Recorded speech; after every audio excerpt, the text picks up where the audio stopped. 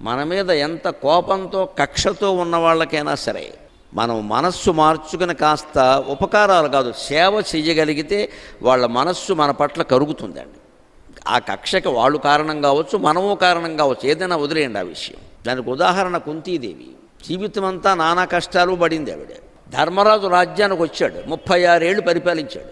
భారత యుద్ధం అయ్యాక రెండో ఏట మొదలెట్టింది ఇవాడ, నేను వెళ్ళిపోతాను కాశీకని. రాజ్యానికి వచ్చి ఏడాది కాలేదు, నేను వెళ్ళిపోతానంది. ఎందుకని? ధృతరాష్ట్రుడు గాంధారి వనవాసానికి వెళుతున్నారు, వాళ్ళతో పాటు నేను వెళ్ళిపోతానంది. ఆశ్చర్యపోయాడు ధర్మరాజు.